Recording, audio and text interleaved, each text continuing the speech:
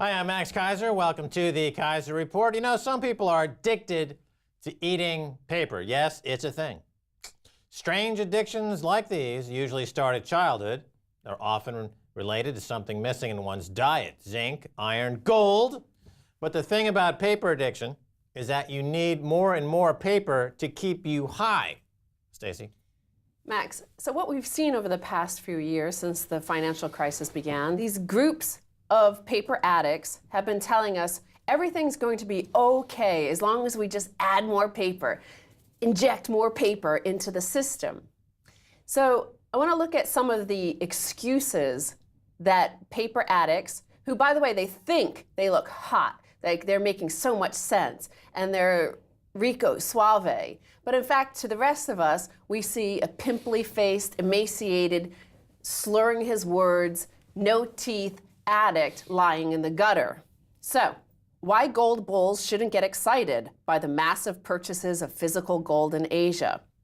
Because while the gold sell-off has prompted some buying from consumers, it's resulted in panic selling among ETF holders. So of course the ETF is GLD, and this is the paper gold. And he gives this chart from Nomura, and this shows you that ETFs have provided $16.6 billion worth of gold supply year to date. And the red lines represent the investor in GLD buying or selling. It's propaganda. You know, Joe Wiesenthal and Business Insider over there, Henry Blodgett, they put out this propaganda. And they put out misinformation. They lie to the public by indicating that GLD is in some way related to physical gold.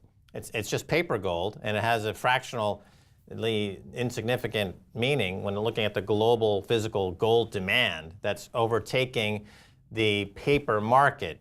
And Joe Wiesenthal and Henry Blodgett, they're in the gutter. They're degenerates. They're paper addicts. They're sick. They need to go to Paperaholics Anonymous.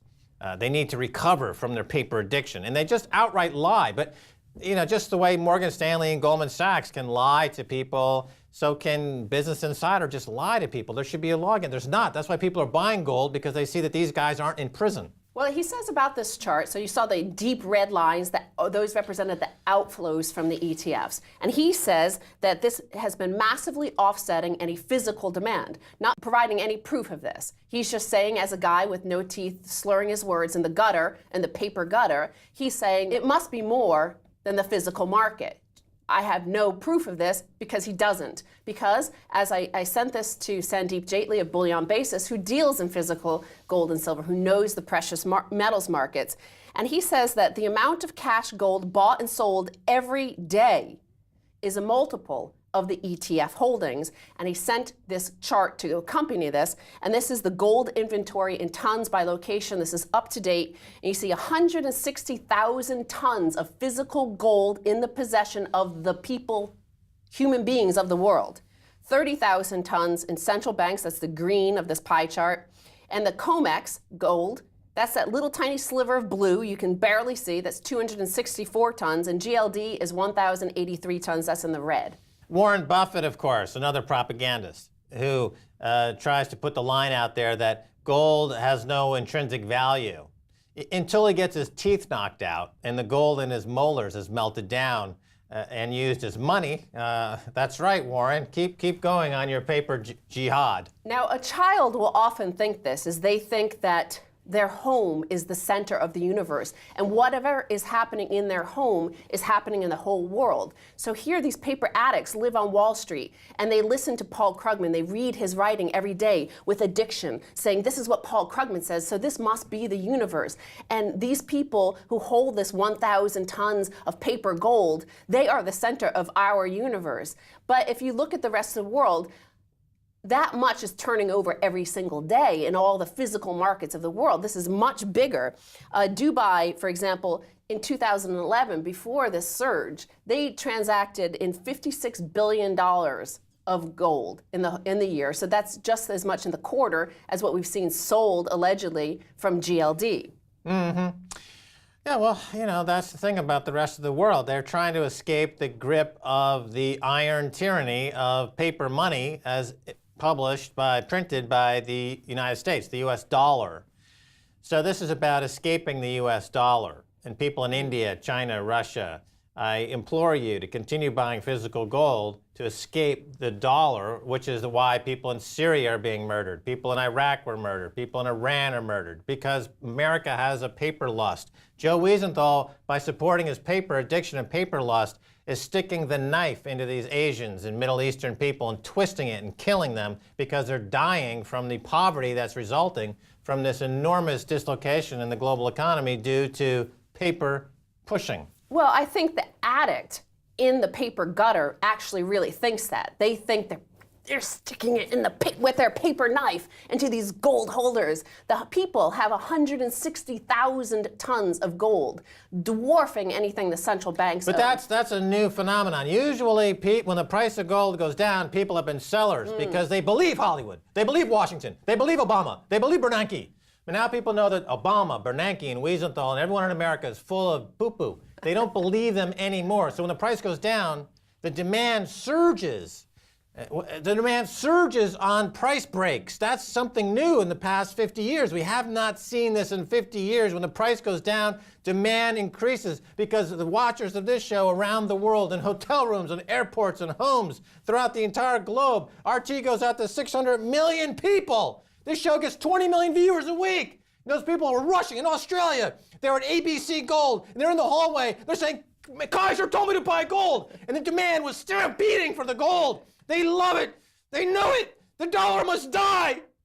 So the guys in the paper gutter, much of Wall Street, they are the addicts to this paper. And they find any excuse not to sober up, not to get real, stop injecting the paper into their veins. So let's look at what outside of their paper delusions that are hallucinations brought on by paper addiction. Gold rush from Dubai to Turkey saps supply as premiums jump. Surging demand for gold from Dubai to Istanbul has pushed physical premiums in the region to levels not seen in years as the biggest price slump in 3 decades lures consumers, according to MKS. Now remember, Joe Wiesenthal at Business Insider had said that this physical demand doesn't mean anything compared to how much paper we on Wall Street can generate and sell. Are you ready for the truth? RTTV.RU. Are you ready for the truth? No, people watch this show and they realize what we're saying is absolutely correct, that their only hope of escaping the paper apocalypse is to buy gold and silver. And that's why they're like Walmart on Thanksgiving Day afterwards, the Black Friday, where people in America stab each other to get 30% off on a toaster. Imagine that mentality applied to somebody with a brain, somebody not a fat troglodyte American idiot who is waddling around from food stamp to food stamp, Jamie Dimon's food stamp program. Remember, imagine the rest of the world. The America is only 4% of the population of the world or less. And they're, for the most part, stupid as wood, as a bag of bricks. The rest of the world, however, fairly educated. They see these idiots waddling around at Walmart trying to get 30% off a toaster and stabbing each other. And they're like, I'm going to buy gold. If that's the way the world's going now, I got to buy gold. Now they're rushing in to buy gold. Thank God they are. Thank God they watch a show. Thank you. Well, that's because on the other side of the equation, you have the paper addicts. And the paper addicts are, just like a drunk on the street is handing out his cash. He thinks like, I'm a great guy. I'm so together. Again, no teeth, pimply face, raggedy clothes, and he stinks like urine. He thinks he's the coolest thing on earth, but he's giving away all his stuff and people are stampeding to take it. Now, premiums paid by wholesalers and bulk buyers in Dubai to secure a 1 kilo bar of bullion are being quoted between $6 an ounce and $9 an ounce over the London cash price, said Frederick Panizzuti, global head of marketing and sales at the Swiss-based bullion refiner. That compares with about 50 cents before the rout. Panizzuti, also chief executive officer of MKS Precious Metals, said in an interview from Dubai. So you see, the premiums are jumping. This is just like prior to the crash, we saw a backwardation. These are the real physical signals that there's a problem in the addiction market, the paper market, that there's a shortage, there's a tightness of supply. And here the premiums jumping many-fold over is showing that there's hard to get the supply. That's right. The silver is $5 over the paper price right now. $5, 20% more to buy actual physical silver than what's quoted by the paper pushers. And that premium is expanding tremendously. There's a whole new market developing for the physical price of silver. And these paper bugs, whether it's Wiesenthal or Blodgett, they're drinking the ink that they print onto the paper dollars. You know, they see them with that big bottle of ink, triple X ink, and they're guzzling it down in the gutter, and they have dreams. They have dreams of being trapped in the Bernanke's printing press and being ground down into the mush in the paper and the ink that turns it into their paper apocalypse, and the vision they have of a world that's made entirely of the illusion of wealth brought on by just printing and printing and printing. And there's Krugman, overlord, looking down on them. Yes, my children, come to my paper nirvana. And of course, when they wake up from their horrible dream, the rest of the world will be stinking rich on gold, and they'll be in the gutter. Well, let's talk about those people being stinking rich on gold. The gold souks across Turkey and the Middle East are being wiped out of bars, gold bars, jewelry, everything off the shelves. In the gold souk, you see some coins left over, but the investment bars are all gone from the windows, says Schubert at Dubai-based Emirates NBD, the United Arab Emirates' second biggest bank by assets. Domestic retail prices moved to a premium of about $5 an ounce from a small discount before the rout, said Schubert, who has traded the metal since 1979. They also talk about Hong Kong, Singapore, supplies wiped out. And now this guy, Panizzuti from SKS in Switzerland, he says it's not just a Middle East story, it's across the globe. The fact that premiums are so high, it means that no one is making enough. We are producing 24 hours a day. And what sort of market like that, Max, where prices go down and yet they're struggling to keep up with demand? Well, the converse of that is that they're issuing trillions of dollars worth of bonds or paper, and those prices are going up. So that's the converse of this. There's a huge demand for gold, prices are going down. There's a huge multi-$100 trillion supply of paper and bonds, and prices are going up. So it's a complete repudiation of supply and demand economics brought on by the terrorism, financial terrorism of people like Wiesenthal and Blodgett and Doug Cass and Ben Bernanke. Anyway, Stacy, thanks so much for being on the Keiser Report. Thank you, Max. All right, that's it for this half of the show. Stay tuned. We'll be back with a whole lot more.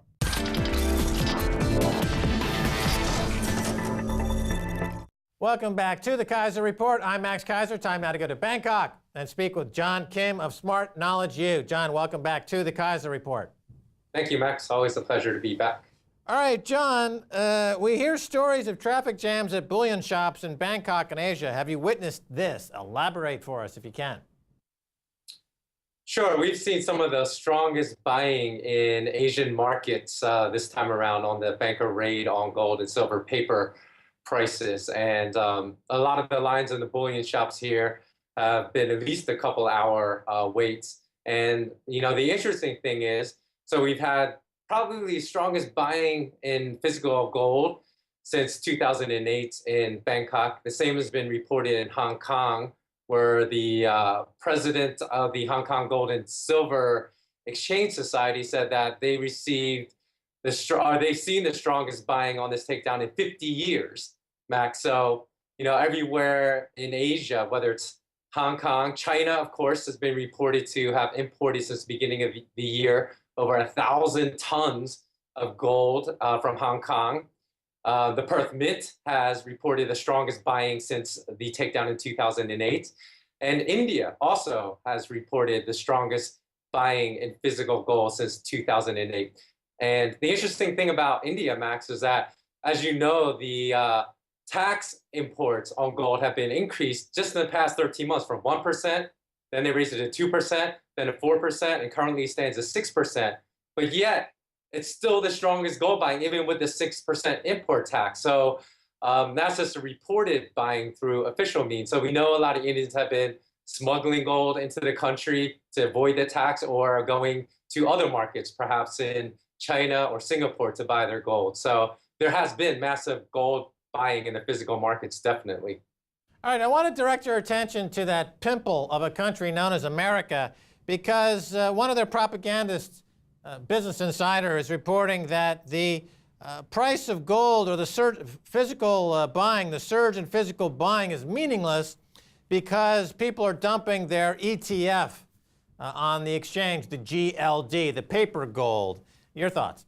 Well, you know, the mainstream media, Max, you can never believe 99% of what they say, probably 100% of what they say when it pertains to gold and silver, because he has that statement exactly backwards. What's going on in the paper markets is meaningless. And we've seen that because we've seen a great divergence between the physical prices, the premium, both in gold and silver, over the fake paper spot prices that the bankers are setting. So it's exactly backwards. And even, you know, in Asia, like what we see coming out of Singapore through Reuters is the same nonsense. So once the mainstream media, yesterday gold dropped, what, like $4 or $5 an ounce? And then the report coming out of Reuters in Singapore was that gold, people were losing confidence in gold. Gold was down because, you know, they're not so sure that gold prices are heading higher. So it's the same nonsense propaganda. What happens in the paper markets is irrelevant. What really is happening in the physical markets now is what's important, Mac. Let me ask you about what Zero Hedge is reporting, that 99.3% of all COMEX gold sales for the first 3 months of the year came from JP Morgan. Zero Hedge thinks the client could be the U.S. government. What do you think? I'm not so sure I agree with that, Max, only because, you know, JP Morgan and the government are in cahoots with the gold and silver price takedown. So if the government was draining JP Morgan of their physical gold, they are a buyer, right, of physical gold from JP Morgan, it would actually hurt JP Morgan's ability to keep making good on those who want to settle their futures contract with physical delivery. But one thing I would actually like to discuss, Max, is really the numbers that we can see, because that's just speculation, right? But we can see facts of what's going on with the COMEX warehouse depositories, what's going on with the registered versus the eligible inventories in both gold and silver. And I think if we look at those numbers, we can see some really interesting things. Eligible inventory is not actually eligible to be delivered to customers that want to close out their futures contracts of physical delivery. Eligible inventory just means that they are clients that parked their gold or silver bullion with the COMEX vaults. Now, the registered inventory is actually the inventory that can be delivered to clients that want to close out their futures contracts with physical settlement.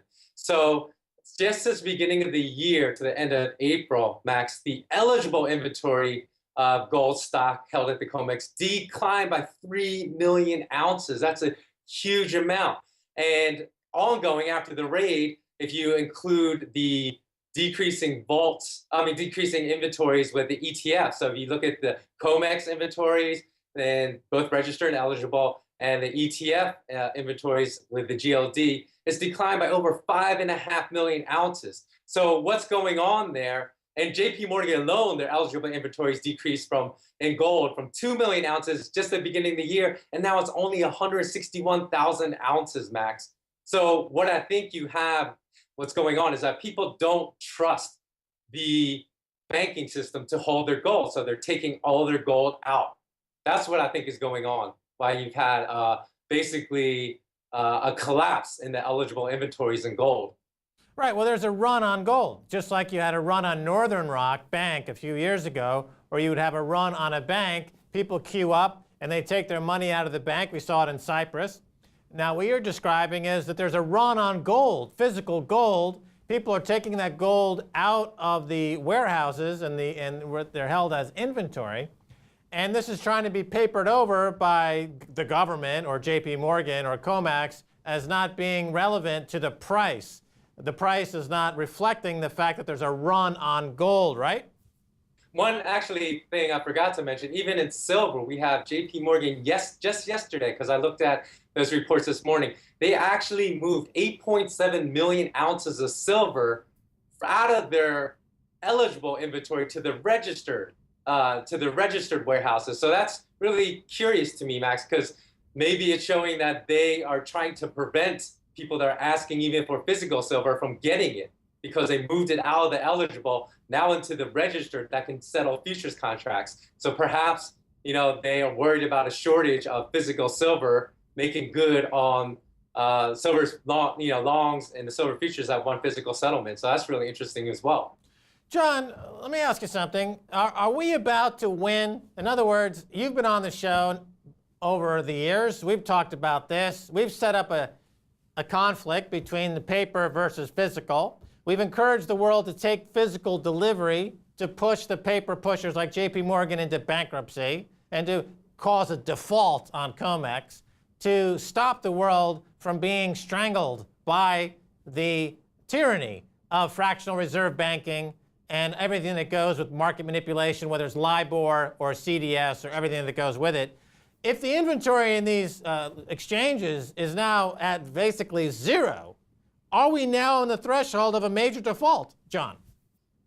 I think so. I think that's what we're getting to. I think actually the bankers shot themselves in the foot with the most recent raid on the paper prices. And I always emphasize the difference between paper and physical, because as you pointed out, we are also seeing a divergence, very much so in the between the physical and the paper prices and precious metals. So I think the bankers had planned on this takedown having the opposite effect. I think they thought that they could get holders of the physical PMs to panic sell out and sell to them. But instead, what happened is they caused a massive frenzy of buying of the physical metals, which is only going to hurt their ability to keep the charade of the fraudulent futures markets alive. So I don't know how imminent the collapse of the COMEX will be, but certainly it's going to make their fraud a lot more difficult to execute in the future, I believe. Right. It was a let them eat cake moment. There was eventually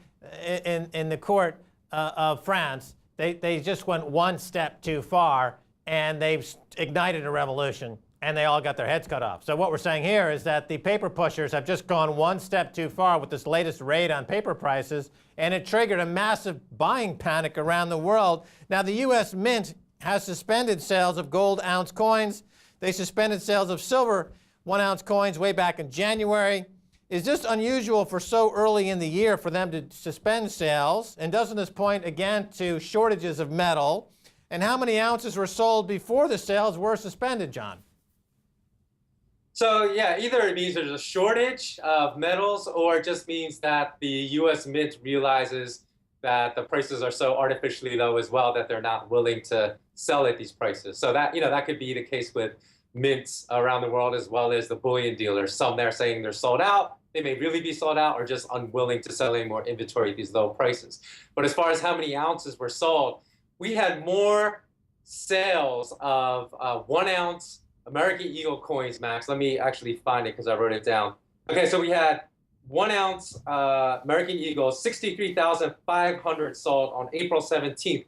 Now, on one day in April, because of this banker rate, they saw more than the entire amount for the month of March. Now, year to date, they've sold over 500,000 ounces of physical gold. And up to this point in 2012, they had only sold 230,500 ounces. So it's more than doubled. Okay, another theme, John J.S. Kim, is that over the past few years, we've been talking about China has been creeping into the position of being the largest sovereign holder of physical gold. Where do we stand on this? Officially, they have 1,050 tons. I just saw a report recently that they've got just under 2,000 tons. Jim Rickards, of course, a friend of this show, thinks that they're getting close to 4,000 tons, and I've just heard a report saying that they're well over 8,000 tons. So there's a lot of disparity on this. What's the current thinking, John? Well, I think right now it's just like a big game of poker, right? No one wants to show their hand. And I think all the official reported gold reserve holdings of every country, I think, is grossly wrong. So I don't believe the U.S. has 8,133 tons of gold like they claim. I think a lot of it was sold out into the open market during the 80s to keep the price of gold down. That's gold that's never come back into the vaults of the Fed Reserve. China, as we know, lied for 6 years, right, from 2003 to 2009. They said they only had 600 tons, but then they came out and said they had over 1,000 tons. So we know that they have a lot more than what they're saying. If they indeed have imported, like it's been reported out in London, 1,000 tons just from Hong Kong this year, that's only a third of the year. So at that rate, they would import 3,000 tons on an annualized basis, which is more than the total annual global world gold production. So, whether I believe they have well over 2,000 tons already, but whether that number is 4,000, 6,000 tons. And Max, don't even forget about Russia, right? Because Russia's official gold holdings is only a little bit behind China's at 980 or 978 or something like that. Then everyone knows Russia has been accumulating massive amounts of gold very secretly as well. Right. Now, finally, the Bank of Japan and the Swiss National Bank are now buying equities. Other central banks say they will soon do the same. So the quantitative easing now is spilling into the paper world of paper-based equities. What are your thoughts there? We've got about 20 seconds. Oh, okay.